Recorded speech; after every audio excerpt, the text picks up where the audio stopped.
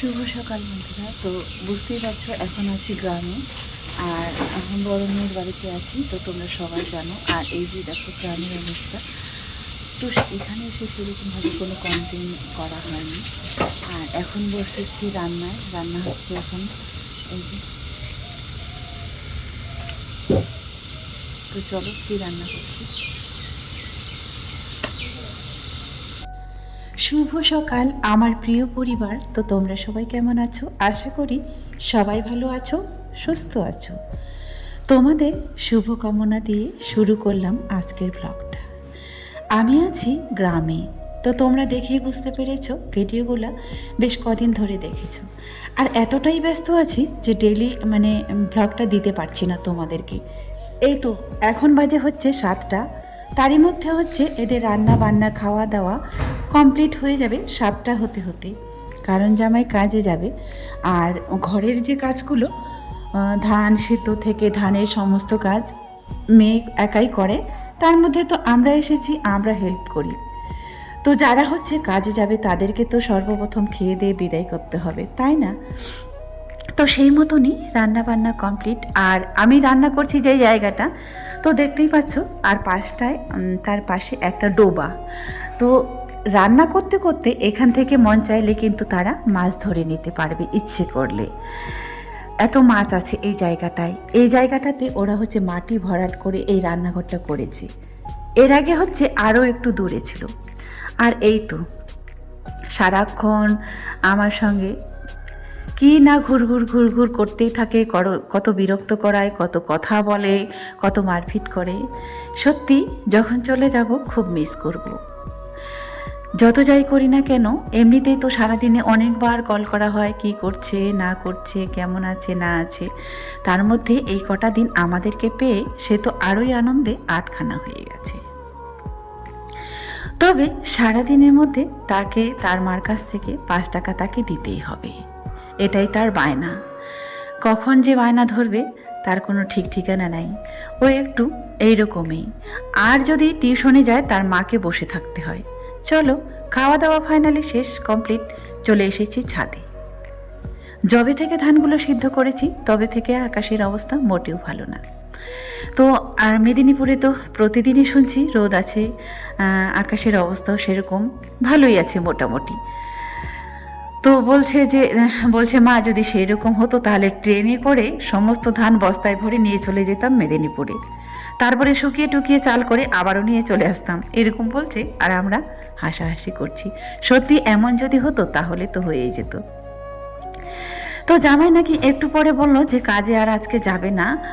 Phone আসলো, তো বলছে ঠিক আছে তাহলে। এই বাকি জায়গাটা ব্লক হয়েছিল, তো আমি বললাম তাহলে খড়ের গাদাটা দিয়ে দিতে বল, কালকে বাকি যে ধানটা আছে সেটা সিদ্ধ করে দেব। কারণ আমারও যাওয়ার সময় হয়ে যাচ্ছে, আমাকেও যেতে হবে। একজনের পরীক্ষা শেষ হয়ে গেছে ঠিকই, কিন্তু তারপরে তো আরও একজন রিয়ার বাকি আছে, তাই না? তো সেরকমই কথা। সারাদিনে হচ্ছে কাজ। ওই ধানটা যতটা শুকনো হলো, খড়গাদাটা দেওয়া হয়ে গেল। আর এবার সন্ধেবেলা আবারও ধান সেদ্ধ করতে বসে গিয়েছি। আগের দিনে করেছি মনে হয় 5 মণের মতো, আর আজকে কতটা হয় দেখি। 10 মণ হলে তার হচ্ছে সারা বছরটা চলে যাবে। সারা বছর মোটামুটি 10 মণ ধান অবধি হয়ে যাবে। তারপরে তো এখন তো রেশনে চালটা পায়, সেটা তো সবাই মোটামুটি খায়, ভালোই লাগে খেতে, তারা সবাই খায় ওটা। আর এটা দিয়ে সারা বছর মিলেমিশে চলে যাবে।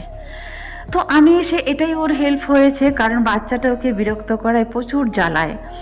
আর আমি এসে যতটাই হেল্প হচ্ছে, এই তো ধানটা সিদ্ধ করে দিলাম। আর মোটামুটি যা কাজ আছে রিয়াও করে দিচ্ছে। আজকে আকাশটা দেখে মনে হচ্ছে না আর কালকে রোদ হবে। এখন মোটামুটি বাজে 5টা, 4:30, 5টা এরকম আর কি। 5টা বাজে মনে হয়, ঠিক আন্দাজ ঘড়ি দেখিনি আমি।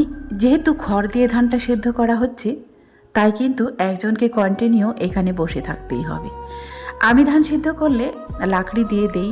আমাদের তাল গাছ ছিল, ওই তাল গাছের যে ডালগুলো হয় সেগুলো দিয়ে, কিংবা কোনো কাঠ টাট দিয়ে দিলে, ধানের যে তুষগুলো হয় সেটা দিলে মোটামুটি ধান এখানে বসে থাকতে হয় না। তো আমি বললাম যে না, ওরও আছে। তো আমি বললাম এই খড়গুলো তো নষ্ট হয়ে যাবে, ওর কিন্তু গরু নাই। তো খড়গুলা দিয়ে মোটামুটি হয়ে যাক, তবে ছাইগুলা তুলতে হয়। এক হাঁড়ি হয়ে গেলে আবার ছাইটা তুলে দিই। দেখতে দেখতে কিন্তু এক হাঁড়ি ধান হয়ে গেল। মোটামুটি 7টা 7:30 বাজতে বাজতে আজকে কমপ্লিট হয়েই যাবে। দেখা যাক রোদ হয় কি না। আর ধানটা সিদ্ধ করে দিলে কি হবে বলো তো, ওর কোনো রকমেও হচ্ছে সে শুকিয়ে নিবে, আর কোনো কাজ থাকবে না। সব কাজ তো কমপ্লিট করে দিয়েই গেলাম। তো এই হচ্ছে মায়ের মন। মেয়ের যদি কোনো কিছু কষ্ট হয়, আমরা একটা মারাই বুঝতে পারি আমার মেয়েটা কতটা কষ্ট হয় কিংবা কতটা কষ্টে আছে। একজন মা সারা জীবন চায় তার সন্তানের সুখ। আমার সন্তানটা সুখে থাকুক, সে আয়েসে থাকুক, আরামে থাকুক, যত কষ্ট যেন আমাদের হয় তার প্রতি যেন কোনো প্রভাব না পড়ে। এটা বন্ধুরা তারপরের দিনে না সেদিনে ভুল বললাম। আমার ধান সেদ্ধ করা মোটামুটি কমপ্লিট। জামাই গিয়েছিল আটা করতে।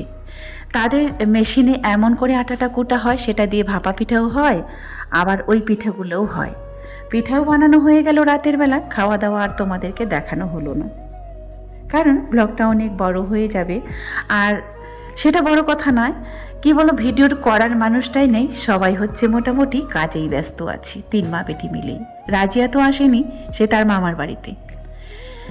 তো ধানগুলো বলেছিলাম জামাইকে ছাদে তুলে দিতে, তো তুলে দিল, আর এখন আমরা শুকাতে দিব। আমি কিন্তু অত দূর থেকে আবার তুলতে পারবো না। জামাই মোটামুটি সব বস্তাগুলো তুলে দিয়েছে, আর আজকে যাবে হচ্ছে কাজে। যেহেতু এখানে 2 দিনের ব্লগ আছে, তো যেই ধানটা অল্প অল্প একটু শুকনো হয়েছিল সেটা দিয়ে দিয়েছি অন্যদিকে।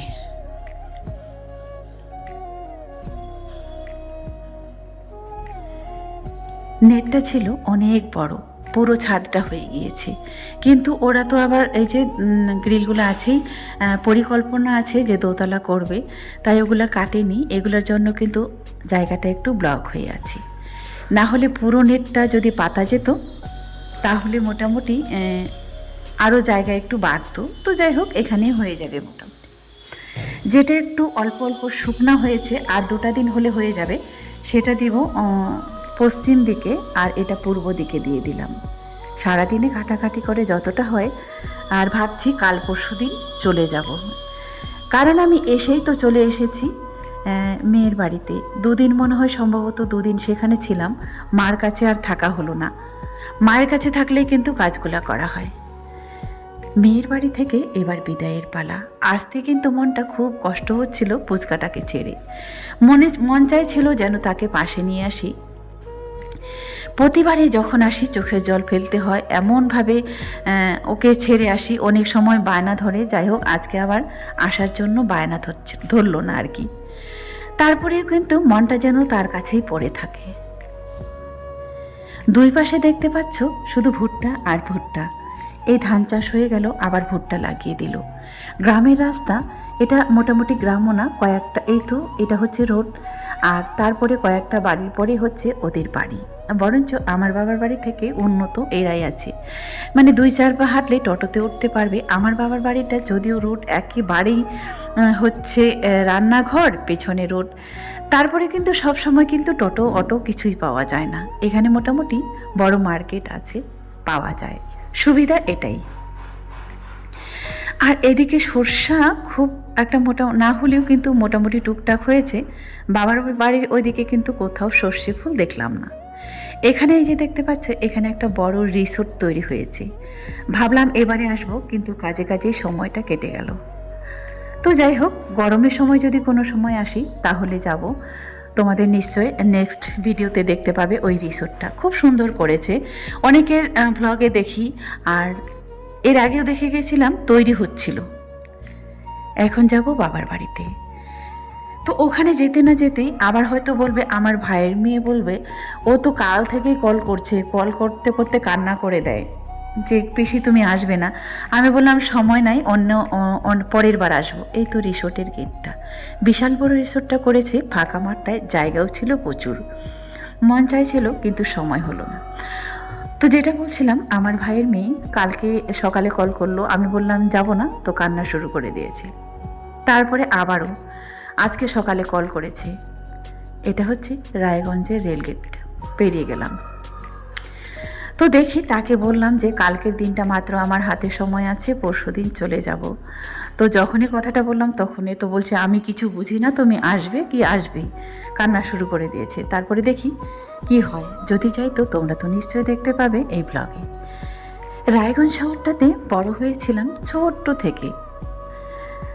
যেহেতু বাবার বাড়ি শহরে, তাই এই শহরটা খুব মায়ায় পড়ে